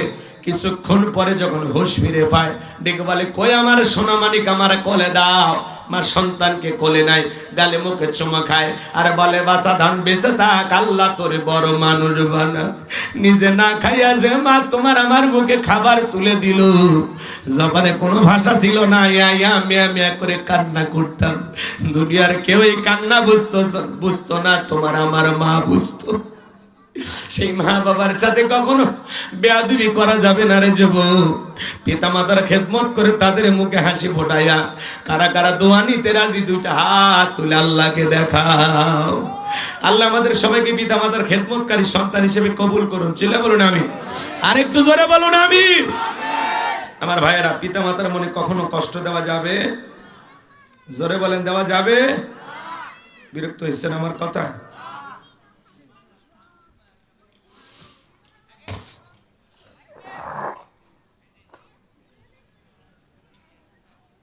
আমার ভাইয়েরা, কথা বলতে গেলে অনেক লম্বা হয়ে যাবে বাজার। এতটুকু শুধু আপনাদের কাছে অনুরোধ করে বলে যাই, খবরদার কখনো মা বাবার মনে কষ্ট দিবা না। যুবক, আমি হুজুর দোয়া করলে কবুল হইতেও পারে, না হইতে পারে, কিন্তু তোমার মা বাবা যদি দোয়া করে, এই দোয়া কখনো আল্লাহ তাআলা ফেরত দিবে না। বুলেট মারলে বুলেট মিস হবে, কিন্তু মায়ের দোয়া কখনো মিস হবে না। আল্লাহু আকবার। পিতা মাতা যদি খুশি হয়ে দোয়া করে, ভ্যান চালক রিক্সা চালক থেকে আল্লাহ কোটিপতি বানায় দেবে। আর পিতা মাতা যদি বদদোয়া করে, অভিশাপ দেয়, 10 তলা বিল্ডিং থেকে আল্লাহ তাআলা রাস্তার ভিক্ষুক বানায় দিতে সময় লাগবে না। এই জন্য খবরদার, মা বাবার সাথে খারাপ ব্যবহার করা যাবে আজকের মাহফিল থেকে এই শিক্ষাটা কি নিয়ে বাড়িতে যাবেন তো ইনশাআল্লাহ? যুবক খবরদার, ওই শ্বশুরের দেওয়া একটা ডিসকভার পালসার পায়ে পাগল হয়ে যায় না। শাশুড়ির দরজা ব্রেক করে ডাক দেয় আম্মা। শাশুড়িকে ছোটবেলায় মাদ্রাসায় করেছে, গুন্না মুখস্থ। শ্বশুর দেখালে আব্বা কেমন আছেন, আব্বা কি খেয়েছেন। বাপরে বাপ, ছোটবেলায় মাদ্রাসায় করেছিল, কলকলার হরফ মুখস্থ। শ্বশুর দেখালে আব্বা, শাশুড়ি দেখালে আম্মা। কি ডাক, একটা পালসার ডিসকভার পাইয়া। কথা কলা কে? শ্বশুর শাশুড় হয়ে যায় আব্বা মা, মা বাবা হয়ে যায় বুড়ে বুড়ি। তোর কপাল জাতীয় বুড়ি, মরার পরে ফেরেশতারা বাইরা ফুটা করবে ভুড়ি, জাহান্নামে হবে তোর বসত বাড়ি। এ যুবক, একটা পালসার ডিসকভার পাইয়া 1.5 লাখ টাকা যৌতুক পাইয়া পাগল হয়ে গেলা। তোমার মতো ছেলেকে 22 বছর 25 বছর লালন পালন করতে গিয়ে এরকম 10টা 15টা পালসার ডিসকভারের টাকা পিতা মাতা তোমার পেছনে খরচ করেছে। আজকে ভুলে গেলি বেঈমান, স্বার্থপর।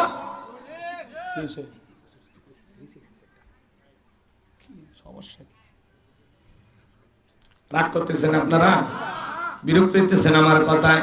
যুবকরে কখনো সেই মা বাবার মনে কষ্ট দেওয়া যাবে? কষ্ট দেওয়া যাবে? আমার ভাইয়েরা, গভীর মনোযোগ দিয়ে কথাগুলো বোঝার চেষ্টা করবেন। আল্লাহ রাব্বুল আলামিন বলেন ফি জান্নাতি ইয়াতাসাআলুন। তারা যখন জান্নাতের বাগানে প্রবেশ করবে, একজন জান্নাতি আর একজন জান্নাতীর সাথে পরস্পরে গল্পে লিপ্ত হবে। জান্নাতীরা গল্প করতে করতে তাদের দৃষ্টি চলে যাবে নিচের দিকে। নিচের দিকে তাকায় দেখবে দাউ দাউ করে জাহান্নামের আগুন জ্বলতেছে। লক্ষ লক্ষ মানুষ জাহান্নামের আগুনে পড়তেছে, জ্বলতেছে। জান্নাতীরা তখন তাদেরকে দেখে প্রশ্ন করবে আনিল মুজরিমিন,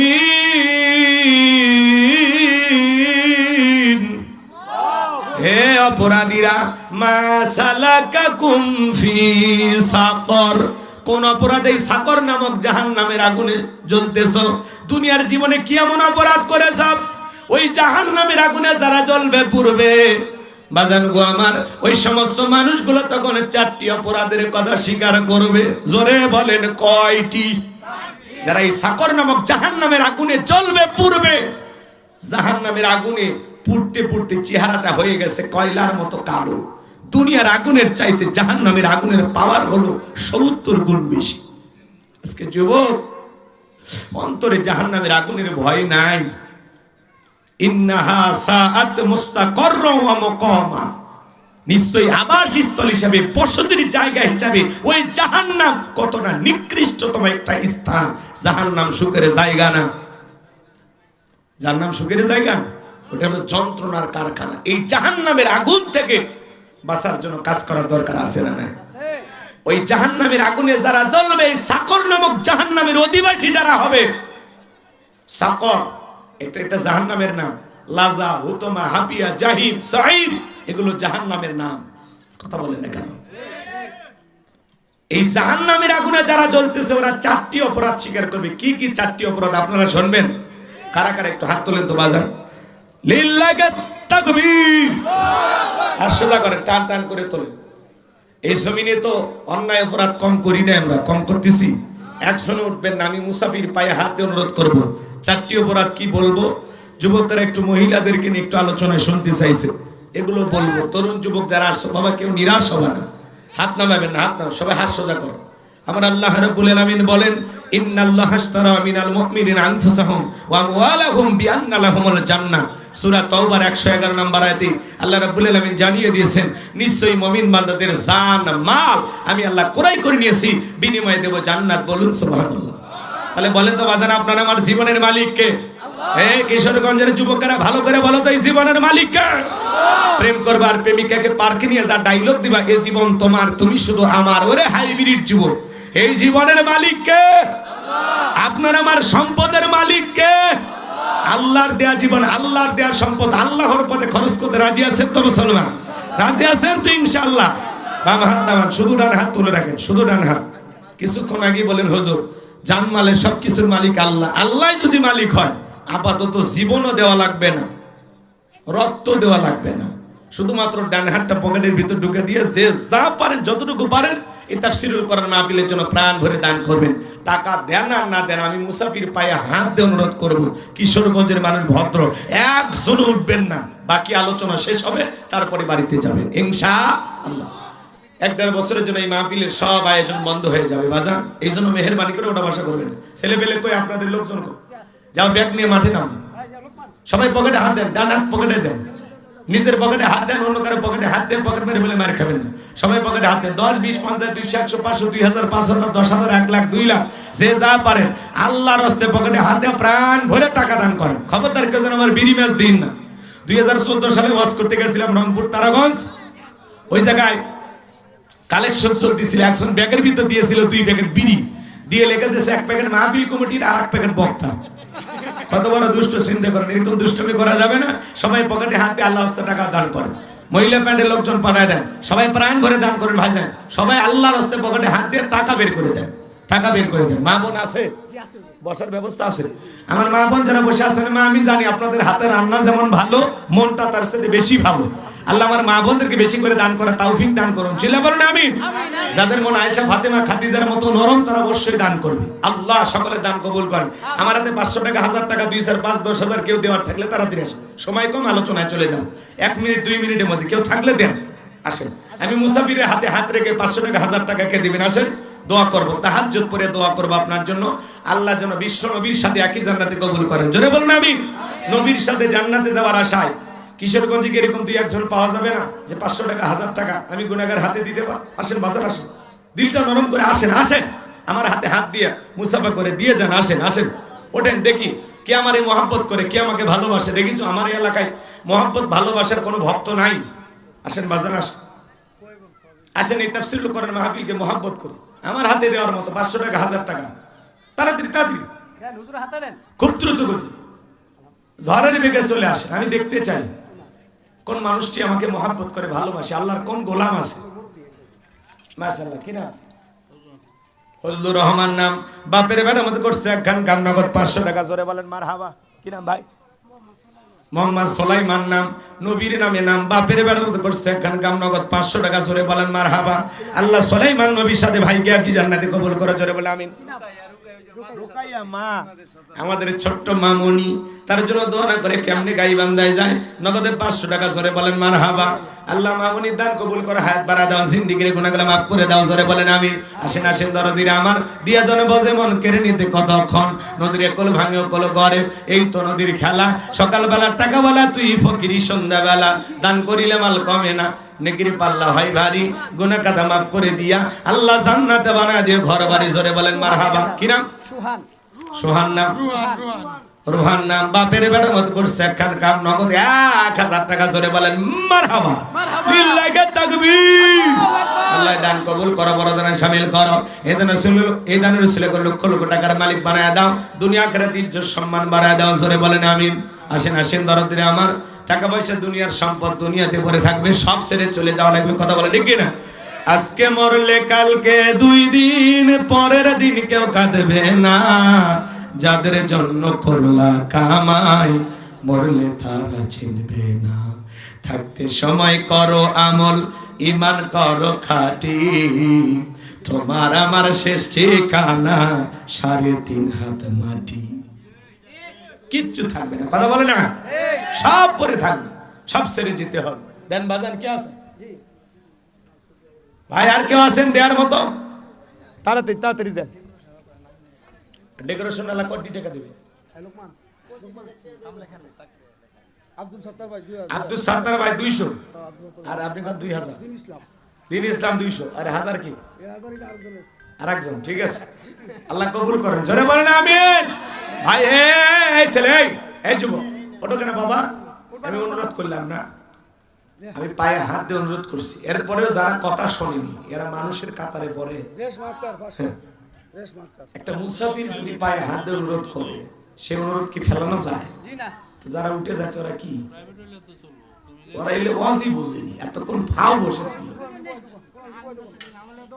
ঠিক আছে, বাতিজা দোয়া থাকবে। রেশমা আক্তার 500 টাকা, আল্লাহ তোমার এই বান্দির দান তুমি কবুল করো, জোরে বলেন আমিন। আল্লাহ সকলের দানগুলো কবুল করো, সবাই মেহেরবানি করে দিলে দেন, না দিলে চলেন, বাকি কথাগুলো আমি শেষ করে দিচ্ছি। মাহফিল কি আরো চলবে নাকি? রাতে 10টা পর্যন্ত চলবে, তার মানে আমার পরে আরো মেহমান আছে। সঙ্গীত সন্ধ্যা হবে নাকি? বাচ্চু 100 টাকা সঙ্গীত পরে, আগে 4টা আয়াত আছে, 4টা আয়াত আছে, এই 4টি আয়াতের আলোচনা শেষ করে দেব ইনশাআল্লাহ। আজানের জবাব দেন আল্লাহ।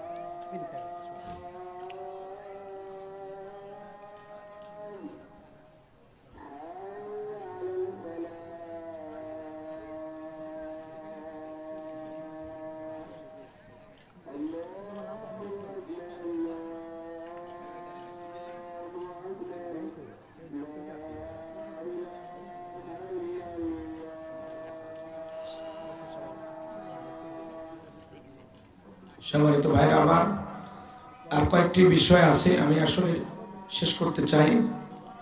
এর মধ্যে জাহান্নামে যারা থাকবে, এই জাহান্নামের আগুনে যারা জ্বলবে, শুধুমাত্র সাকর নামক জাহান্নামের কথা আমি বলতেছি। এই সাকর নামক জাহান্নামের আগুনে যারা জ্বলবে, এদেরকে প্রশ্ন করা হবে আনিল মুজরিমিন, হে অপরাধীরা। জান্নাতীরা অপরাধী সম্পর্কে প্রশ্ন করবে, হে অপরাধীরা, মা সালাকাকুম ফি সাকর, কোন অপরাধী সাকর নামক জাহান্নামের আগুনে জ্বলতেছো? দুনিয়ার জীবনে কি এমন অপরাধ করে আসছো তোমরা, কি কারণে এই জাহান্নামের আগুনে জ্বলতেছো? তখন তারা 4টি অপরাধের কথা স্বীকার করবেন। তার 1 নাম্বার অপরাধ হলো ক্বালু লাম নাকু মিনাল মুসাল্লিন।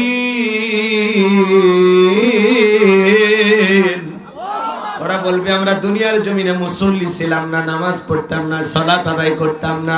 আজান দেওয়ার পরে মসজিদের পাশেই বাড়ি, কপাল পরা মসজিদে যায় না। আজান দেওয়ার পরে আল্লাহর কোনো বান্দা ওযু করে মসজিদে যায়, আর এমনও বান্দা আছে কোদাল কাঁধে নিয়ে জমিনের দিকে চলে যায়, আছে না নাই? আজান হওয়ার পরে আল্লাহর বান্দা মসজিদে যায়, আর কিছু মানুষ আছে দুনিয়ার খেলাধুলা নিয়ে ব্যস্ত। পাশাপাশি দোকানদার, কেউ আজান দিলে দোকান বন্ধ করে মসজিদে চলে যায়, আর কেউ দুনিয়ার লোভ লালসার আশায় দোকান খুলে বসে থাকে যে এখন ওই দোকান বন্ধ, এই সুযোগে 2টা কাস্টমার বেশি আসবে। এরকম চিন্তায় যারা দুনিয়াতে বিভোর ছিল, সেদিন তারা বলবে ভাই কিশোরগঞ্জে পাশাপাশি দোকান ছিল, আজান দেওয়ার পরে আপনি মসজিদে গেছেন, আমি বৈশা ছিলাম। পাশাপাশি গ্রামে বসবাস করতাম, আপনি আজান দিলে মসজিদে গেছেন, আমি যাই নাই। এই জন্য তারা নিজেদের অপারগতা স্বীকার করে বলবে ভাই দুনিয়ার জীবনে আপনার চোখের সামনে মসজিদে গেছেন, আর আমরা দুনিয়ার খেলাধুলা আমোদ প্রমোদ কাজে কর্মে ব্যস্ততার কারণে আমরা কখনো মসজিদে যাই নাই, সালাত আদায় করতাম না। এই জন্য আজকে আমাদেরকে এইভাবে জাহান্নামের আগুনে জ্বলা লাগতেছে। এই জন্য যুবক তোমাদেরকে অনেক সময় মুরব্বীরা দাওয়াত দেয়, বাবা চলো মসজিদে যাই, বোট খেলাটা বন্ধ রাখো। যুবক তখন বলে, চাচা আমাদের মতো বয়স থাকতে আপনি কি করছেন? মুরব্বিয়ার কথা বলার উপায় থাকে না, মাথাটা নত করে মসজিদের ভিতরে চলে যায়। আর যুবক তখন বলে, মুরব্বিকে আজকে দিলাম, তুমি মুরব্বিকে দাও নাই, নিজেরটা নিজেকেই দিয়েছো। কেউ ডাকলে মসজিদে চলে যাবেন, মানুষের দাওয়াত গ্রহণ করবেন। আমরা চাই আপনারা জান্নাতে যান, কথা বলেন ঠিক কিনা? ওলামায়ে কিরাম আপনাদেরকে মসজিদে ডাকে, আপনাদের মসজিদের ইমাম সাহেব বয়ান করে বারবার বলে, ভাই 5 ওয়াক্ত সালাত আদায় করেন, কিন্তু আমরা জুমার নামাজের জন্য মসজিদ ভরে যায়। আসর মাগরিব এসে ফজরে লোক খুঁজে পাওয়া যায় না। এমনও মসজিদ আছে ফজরে এক কাতার মুসল্লি হয় না, ইমাম মুয়াজ্জিন সাহেব একাই আযান দিয়ে একাই নামাজ পড়ে, আছে না নাই? শুধু মসজিদগুলো সুন্দর বানাইলে হবে না, আমাদের ঈমান আমলও সুন্দর হওয়া দরকার, আছে না নাই? আল্লাহ যেন আমাদের হেদায়েত দান করেন, জোরে বলুন আমিন। এই অপরাধগুলো নিয়ে যদি আমি 4 ঘন্টা আলোচনা করি তবুও শেষ হবে না, এত বিস্তারিত কথা আছে, এত ব্যাখ্যা দেওয়ার সুযোগ নেই। তাহলে 1 নাম্বার অপরাধ, ক্বালু লাম নাকু মিনাল মুসাল্লিন, আমরা দুনিয়াতে মুসল্লি ছিলাম না, সালাত আদায় করতাম না, নামাজ না পড়ার কারণে তারা জাহান্নামে যাবে। 2 নাম্বার অপরাধ, ওয়ালাম নাকু নুতঈমুল মিসকিন, আমরা অভাবগ্রস্ত মিসকিনদের সাহায্য সহযোগিতা করতাম না, ক্ষুধার্তদেরকে খাইতে দিতাম না। মিসকিনদের হক নষ্ট হয় 2 ভাবে, একটা রাষ্ট্রীয় ভাবে আর একটা সামাজিক ভাবে। ভালো করে বোঝার চেষ্টা করবেন বাজান। এজন্য কোন সাইল দরিদ্র অভাবগ্রস্ত ব্যক্তি যদি আপনার কাছে হাত পাতে, খালি হাতে ফেরত দেবেন না। ওয়া আম্মা সাইলা ফালা তানহার, কোন সাইল দরিদ্র যদি তোমার কাছে হাত পাতে, খবরদার তাতে তুমি খালি হাতে ফেরত দিও না। মা বোন যারা বসে আছেন, আলোচনা শুনতেছেন, বাড়ির দুয়ারে কোনো অসহায় গরিব মিসকিন অভাবগ্রস্ত ব্যক্তি আসলে কিছু না কিছু দিয়েই দেবেন। আল্লাহর হাবিবের কাছে একজন ভিক্ষুক এসে বলে, নবী আমার একটা জুব্বা দেন, আমার একটু কাপড় দেন। বিশ্ব নবী নিজের পরনের জুব্বা খুলে দিয়ে দিলেন, বলুন সুবহানাল্লাহ। আসমান থেকে আল্লাহ জিবরাইলকে বলে, জিবরাইল জান্নাতে একটা জুব্বা নিয়ে যা, আমার বন্ধুরে পরায়া দাও, আর বলে দাও বন্ধুর অতিরিক্ত থাকলে সেখান থেকে দেবে, নিজের পরনেরটা খুলে দেওয়ার দরকার নাই। আল্লাহু আকবার বলেন। আপনার আমার নবী কিভাবে সাইল দরিদ্র মিসকিন অভাবগ্রস্তদেরকে দান করতেন, সহযোগিতা করতেন, কখনো খালি হাতে ফেরত দিতেন না। এগুলো নিয়ে লম্বা আলোচনা করা যায়, সময় আমার হাতে নাই বাজান। তাহলে ওদের 2 নাম্বার অপরাধ, অভাবগ্রস্ত ফকির মিসকিন অসহায় যারা ছিল এদেরকে সাহায্য সহযোগিতা করতো না। পাশে প্রতিবেশী দুঃখী মানুষ অভাবগ্রস্ত গরিব, দেন না রে ভাই একটু সহযোগিতা করেন, কথা বোঝেন নাই? একটু সহযোগিতা করেন, শীতের দিনে একটু কম্বল কিনে দেন, বাড়িতে খাবার না 1 বস্তা চাল কিনে দেন, সাহায্য সহযোগিতা করবেন ইনশাআল্লাহ। ধনীদের সম্পদের ভিতরে গরিবের হক আছে না নাই? 3 নাম্বার অপরাধ, ওয়া কুন্না নাখুদু মাআল খাইদিন, ওরা বলবে আমাদের 3 নাম্বার অপরাধ, আমরা দুনিয়াতে সমালোচনায় ব্যস্ত ছিলাম। ইসলামের বিরুদ্ধে, কোরআনের বিরুদ্ধে, আলেমদের বিরুদ্ধে সমালোচনা হইতো, সেখানে আমরা অংশগ্রহণ করতাম। যারা হলো সমালোচনা করি, বুঝেন নাই? এই দুনিয়ার জমিনে যারা সমালোচনাকারী, এরা হবে সাকর নামক জাহান্নামের অধিবাসী। এজন্য বাজান সমালোচনা করা যাবে না, অমুক খারাপ তমুক খারাপ, এ ভালো না সে ভালো না, ওই হুজুরেই করছে এই হুজুরেই করছে, অমুক দলে করছে তমুক দলে করছে। বিভিন্ন ভাবে যে আমরা সমালোচনা করি, এই সমালোচনা হলো 2 প্রকারের। কথা কি বুঝতে পারতেছেন? একটা সমালোচনা করলে আপনি সওয়াব পাবেন, তাকে সংশোধনের উদ্দেশ্যে বলে থাকবেন, আর একটা সমালোচনা করলে আপনি গুনাহগার হবেন। কারণ অনুপস্থিতিতে কাউকে নিয়ে সমালোচনা করা যাবে না। অনেক বিষয়ে আমরা সমালোচনা করি, অনেক সময়, কথা কি বোঝেন নাই? হুজুরের পিছনে নামাজ পড়ে আবার ইমামের বিরুদ্ধে সমালোচনা, বক্তার ভাষণে বক্তার বিরুদ্ধে সমালোচনা, আছে না নাই? এগুলো করা যাবে না বাজার, এগুলো থেকে বেরিয়ে আসবে। আপনি চায়ের কাপে বসে 4 জন 5 জন এক জায়গায় বসে চায়ের কাপে ঝড় তুলে ফেলে দিচ্ছে, মনে গিবত কমিটির সভাপতি সেক্রেটারি বসে গেছে, কথা বলেন না কেন? আছে না ভাই এরকম? এত সমালোচনা কেন কর? আপনার জবানের প্রত্যেকটা কথা রেকর্ড করা হচ্ছে, ওই যে বলে দিলাম, কত আর বলবো, গোসায় কথাগুলো বলতে গেলে আরেকটু সময় পাইলে ভালো হইতো। যেহেতু আসরের নামাজ আমাদের নিকটবর্তী, কষ্ট দিব না, সমালোচনা করব না, চুপ থাকেন। চুপ থাকলে আপনি নাজাত পাবেন, চুপ থাকলে গুনাহ থেকে বেঁচে থাকবেন, চুপ থাকলে মানে অনেক ক্ষেত্রে বেঁচে গেলেন। আল্লাহ রাসূল বলেছেন, তোমরা যদি 2টা জিনিস কন্ট্রোল করতে পারো, 2টা জিনিসকে হেফাজত করতে পারো, একটা হলো 2 চলের মাঝখানে থাকা নরম জিহ্বা, আর 2 মাঝখানে থাকা লজ্জাস্থান। এই 2টার যদি হেফাজত করতে পারো, এই 2টাকে যদি কন্ট্রোল করতে পারো, আমি নবী তোমাদের জান্নাতের জিম্মাদারি নিলাম, বলুন সুবহানাল্লাহ। এজন্য জবান দিয়ে যা খুশি তাই বলবো। অকুন্না নাখুদু মাল খাইদিন, যারা সমালোচনাকারী এরা যাবে সাকর নামক জাহান্নামে। মা বোন যারা আছেন, মা কারো গীবত করবেন না, সমালোচনা পরনিন্দা চুগলখড়ি করবেন না, কাউকে নিয়ে মন্দ ধারণা পোষণ করবেন না। আল্লাহ যেন আমাদের এই গুনাহগুলো থেকে বেঁচে থাকা তৌফিক দান করেন। চিল্লা বলুন আমিন। ওদের 4 নাম্বার অপরাধ, ওরা বলবে ওয়াকুন্না নুকাযযিবু বিয়াউমিদ্দিন, আমরা কর্মফল দিবসকে অস্বীকার করতাম, পরকালের ফয়সালায় কেউ জান্নাতে যাবে কেউ জাহান্নামে যাবে এটা আমরা বিশ্বাসই করতাম না। পরকালের ব্যাপারে আমরা ছিলাম উদাসীন, একেবারে গাফেল ছিলাম। পরকাল নিয়ে আমাদের কোনো চিন্তা ভাবনা ছিল না। পরকালের প্রতি যাদের বিশ্বাস ছিল না, পরকাল যাদের টেনশনে ধ্যানে জ্ঞানে ছিল না, যারা কর্মফল দিবসকে অস্বীকার করত, আখিরাত দিবসকে অস্বীকার করত, বিচার দিবসকে অস্বীকার করত, পরকালে আল্লাহর সামনে সব বিষয়ে জবাবদিহিতা করতে হবে এ বিষয়ে যারা উদাসীন ছিল, এই কর্মফল দিবস পরকাল দিবসকে অস্বীকারী এরাও যাবে সাকর নামক জাহান্নামে। কারণ এরা যদি পরকালের ভয় থাকতো তাহলে তো পরকালের জন্য কিছু করতো, কিন্তু পরকালমুখী চিন্তা তাদের মনের মধ্যে ছিল না। আরো কথা ছিল, ওইদিকে আর আমি গেলাম না। তাহলে সাকর নামক জাহান্নামের অধিবেশীদের 4টি অপরাধ। 1 নাম্বার তারা নামাজ পড়তো না, 2 নাম্বার অভাবগ্রস্ত ব্যক্তিদের খাবার দিত না, 3 নাম্বার সমালোচনা করত, আর 4 নাম্বার কর্মফল দিবসকে অস্বীকার করত। আমরা এই 4টি অপরাধ করব না, কারা কারা একটু হাত তুলে বাধা দেন তো বাজার। আজ থেকে আমরা সিদ্ধান্ত নিয়ে 4টি অপরাধ করব না তো ইনশাআল্লাহ। আল্লাহ কবুল করুন, জোরে বলুন আমিন। যুবক যারা আছো বাবা, অশ্লীলতা গান বাজনা এগুলো থেকে একটু ফিরায় আসো। মা বোন যারা আসেন, মা বেশি অশ্লীলতা নিজের অঙ্গভঙ্গি মানুষকে দেখাবেন না, পর্দায় থাকবেন। মা বোনেরা প্যাকেটের ভিতরে থাকলে সুন্দর, আর মা বোনদের প্যাকেটের নাম হলো কি? পর্দা। আল্লাহ বলেন অকরনা ফি বুয়ুতিকুন্না ওয়ালা তাবাররাজনা তাবাররুজাল জাহিলিয়াতিল উলা, নারীরা তোমরা ঘরের ভিতরে অবস্থান করো, খবরদার জাহিলিয়াতি যুগের মেয়েদের মতো নোংরা অশ্লীল পোশাক পরে নিজের দেহকে প্রদর্শন করো না। নারী যদি কখনো বাইরে যায় পর্দা করে যাবে। একটা নারী যদি ঢিলাঢালা বোরকা পরে হাত মুজে পা মুজে লেগে রাস্তা দিয়ে হেঁটে যায়, মনের অজান্তে শ্রদ্ধার সম্মানে মাথাটা নত হয়ে আসে। কথা বলে ঠিক কিনা? কোন সম্ভ্রান্ত ভদ্র ফ্যামিলির মেয়ে বোরকা ছাড়া বাহিরে যেতে পারে না।